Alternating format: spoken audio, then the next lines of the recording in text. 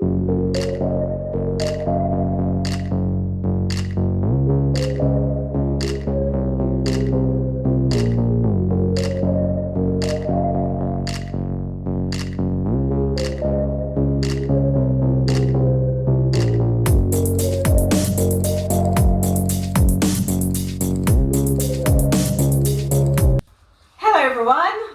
to NAF Forum. My name is Nordia. I'm Akofa. I'm Veronica, and together we're NAF NAF Forum. Forum. So, today we've got Nana, and we've been having female viewpoints on this topic on our show so far, and we've managed to get a male. So, it would be very interesting to find out his views about women, right? About women. So, Nana, what question shall we ask you today? Why do you think relationships break down from a male perspective? Yeah. That could be a lot of reasons. Yeah. You know. But from a male perspective. Yeah. Relationship breaks down due to miscommunication. Mm-hmm. I mean, due to a lot of reasons, but I can't just give one reason why a relationship breaks down. You know, everyone is different, and is. I mean, I'm sure the words. Okay. I don't know. This question is. So you've hit one key point that a lot of times with statistics and when you look at anecdotal evidence, relationships tend to break down from communication, right? So whether or not there's this different language that women speak or communicating, or a man from a male species communicating. So what can you just elaborate a little bit more about when you talk about could be communication? You know, before I said, I'll just go back to when you said, why do relationship break down? Yeah, your view. Yeah, my view. No, it comes. You know, it stems from different whole variety of issues. Some could be growing up, the kind of home you grew up in. You know, you grew up and you pick up certain characters and certain attributes, and then you bring it into your marriage, and then that in turn cause a whole lot of they say hurting people hurt people. Yeah. If you came from an abusive home Yeah. and then you grew up and then you go into marriage, you tend to put that pain onto the man. Yeah. And then in turn it causes, breakage. So it comes from a whole lot of angles, and that's what I can say about that. Yeah. So true, broken people, and also the other saying is that broken people always find other broken people as well. Because you usually tend to attract that type of person because it's what is familiar to you, right? But moving away from that, I'm just looking at the abusive relationships, because I think we tend to look at this as a different spin to where I'm getting at, because I don't know when I'm going to have another male on the show, for starters. So I'm just trying to hit key areas. But when it comes to abuse in relationships, women tend to believe more. And it's usually the reported ones tend to be women who tend to report these things in relationships, whether or not it's physical abuse or mental, psychological abuse. But women tend to report this more. What is your view from a male perspective? Why men who sometimes do suffer or still, they suffer in silence and will still end up being and staying in these abusive relationships? What is your view about that? One, I don't think men know what, not all men, but most men know what abuse is. Yeah. In terms of, it could be mental, verbal. Yeah. There's so many abuses, which I think men are not really good in, specifying what abuse is and what love is. Because what we say is, that woman is crazy. leave her alone, or she's talking nonsense, and that. But it is abuse, because if certain things if the pattern keeps repeating itself and keep going on and on and on, it becomes abuse. So, but we men, that's what we say. Like I said, we just come out of the house and say, "Oh, that woman is crazy," and we tend to give a certain names to the abuse, instead of addressing it as as what it is. We just tend to give it a different name and then move on. And we tend not to speak up, because all these things are emotional, and men, we tend not to really speak about emotions. We just you take it on the chin and then you move on. You go out there and you speak to your friends and she's crazy, but it is abusive. It is abuse, Because I was going to say that in regards to the emotional, women are very, very emotional. But apparently, statistics shows men are more emotional than women, but they hide it. They hide it a lot because it makes them feel weak when they show their emotions. Do you think that is true, or? I mean, it is. Men are seen as weak when you speak about your feelings, and most men don't really talk about their feelings, like how I feel. So you don't want to talk about all these deep things. It's hard for a man to do that, because, like you said, it's seen as weakness. So we bottle it up, and then but it shows that it gives up, in different ways, because if you bottom stuff up, it tends to crawl up in your, in different ways, in anger, frustration. All sort of. So that's why we get all sort of mental health issues. But so you've hit the nail on the head. You said about mental health issues and bottling things up. So is this a new age? Are men now speaking up? Because it's quite important. Because just going back to what you said, Nadia, about abuse. Yes, women are very quick to verbalise when they're sufferers of abuse, and men are bottling this up and enduring the abuse for whatever reason, maybe brushing it off. But to me, that's not correct. So, things do need to change.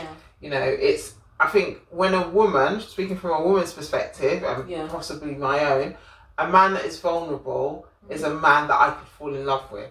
Because I can see that he's genuine. He has emotions, he has feelings. But being this, having this caveman mentality, trying to, not showing any emotion, I don't think is, it's not attractive, no. And if you're suffering, so say you've come out of a relationship, you're suffering, obviously, we're just talking in general, but you've suffered in a relationship and then you go to another relationship.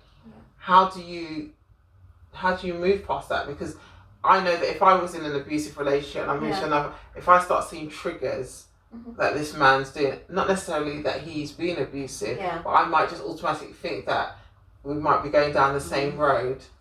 It's the same. Is this not how a man would feel also? I mean, with every relationship and every breakup leaves a bit of a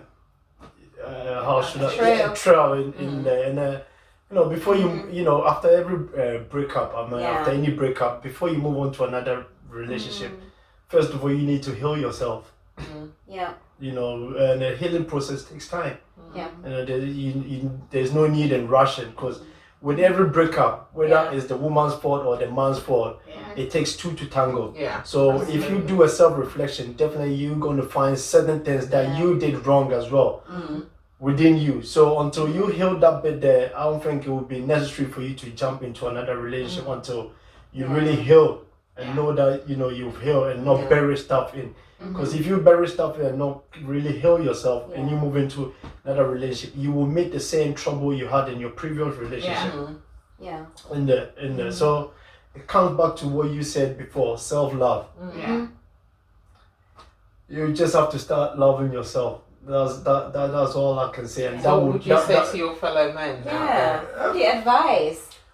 Because that's what's really important, Although we're free women, our platform is not only for women, it's for men. But feedback is that it's like an agony aunt show, but it's actually for everybody. But coming from a male perspective, we want to target everyone, and if it's a man's voice that they hear, what would Men be your should advice? speak. Men should speak up because you know, when you go around now, you hear everyone talk about my mom, my mom, my mom, as Yeah. if the men are not doing nothing at all. The men are not really. There are some good men out there who are really putting in 100% effort. But like you said, when things hit the fan, they always believe the women because the men don't really say the other side of the story. But if you take time to listen to some of the men, what they go through, what they do, you know, you will.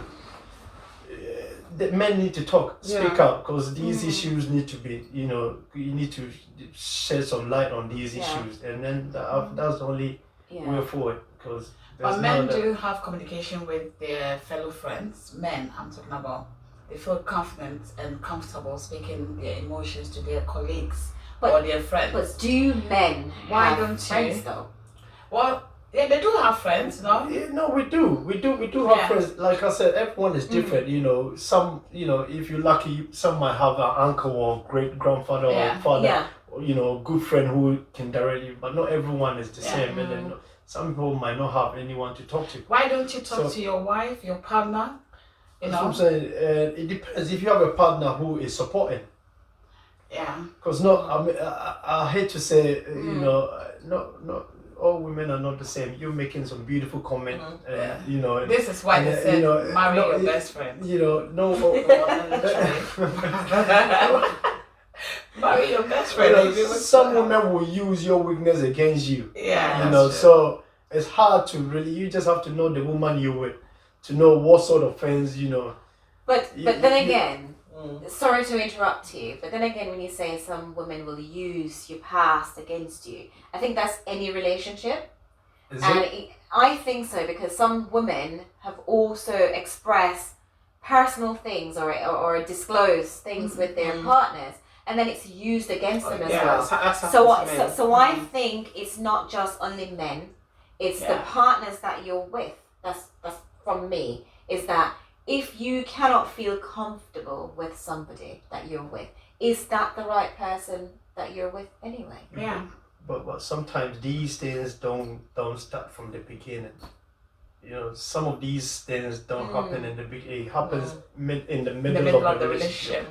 But then you will know from the beginning if you're able to have the communication. Not always. Like when you're saying, you know, there are some intelligent women. When I say intelligent, I don't mean intelligent in a good way. Okay. You know, when I say intelligent, I mean in a negative way. Who are really good in deceiving, manipulating. They can be a good girl for 6-8 months to get what they want. But once they get what they want, they will show you the other side of the coin. But men do that as well. I mean, it's both. So when you say both sexes can do that. Yeah. I know it's 3 women, so we're not trying to. No, I understand where you're coming from. It's the same. It's the same. So if it's the same, then I mean, we go on both sides. We got it on both sides, but I think the difference with us is that we tend to have a network of our close so we talk about it. Right? So then we don't allow things to bottle up That's for us because we've got an outlet. So my key thing is, what I'm trying to ask is, do you find men have a similar sort of network that women have? So if we're having an issue, or we just need to offload with our friends, or just take a weekend trip away where we just need to unwind and just recoup ourselves. When a man tends to go into a relationship with a woman, they tend to spend very less time with their friends. But we women tend to still get our friends involved and still be part of it. Sorry. So I'm just saying, is that, do you find that less so now? Not necessarily we tend to spend less time with our friends. It depends on the relationship. Yes. When you meet a woman, some women might be jealous of you bringing your friends over. So then you tend to cut it down just to seal the woman you're with. Yeah. Which sometimes, I don't know, some say it's wrong, some say it's right, but so it's not that we don't have friends. We do have that friends, but it depends on the relationship, the woman, the person you with. Because most of the time we tend to shape our lifestyle around the person we with. If the person gets jealous, let's say Kofa is my friend and I bring her over and you get jealous because Kofa, who is she and all that. Obviously, you're gonna start separating, putting a line between it. So it's not as if we don't. We do have friends where we speak and we talk about these issues, but it's not the same as women do. And the question is, when women speak to go and talk to their friends about the issues, the advice they get, does the advice help them in handling enhancing their marriage, or does it break it? That's another question, because most of the time women go out there and listen to their friends, and the influence and the advice they get is contradicting to what is really happening in the house. Because if you go for advice, if you go to a doctor, right, and you got a tummy ache, and you say you got a headache, they're gonna give you paracetamol. And most of the time, women, it's everyone, not just women or men. When we have problems, when we go out there and tell our friends, we don't always tell the truth. Exactly. So the advice you're gonna get is not always going to be the truth. Unless you're honest, and be able to say whatever happened, even if you pissed on yourself, you're not ashamed to say, I pissed on myself and we found out, and then not trying to polish it around, make you look good in front of your friends, and then you get advice to come in there. That is wrong advice, and it never helps. And that's so my opinion, I don't really get advice. In terms of my marriage, because most of the time, unless you're going to be honest, out there, it's not. I don't think it's important, because most of the time you go out there, the advice given to you is a whole. You just have to sit down and just get the insight. But you know what though? Thank you for coming and sharing your view, because I'm sure as women we tend to have one side of the story, because this is the side that we know. And it's very important to get it from first hand from a male. So if what we've said has touched you, and you want us to explore more or address any other the issues that we've spoken about at this point, please do let us know. Share the video, send us your feedback, ask any questions, and we will respond to it. So thank you, and remember to fly with us. First, love yourself. Bye.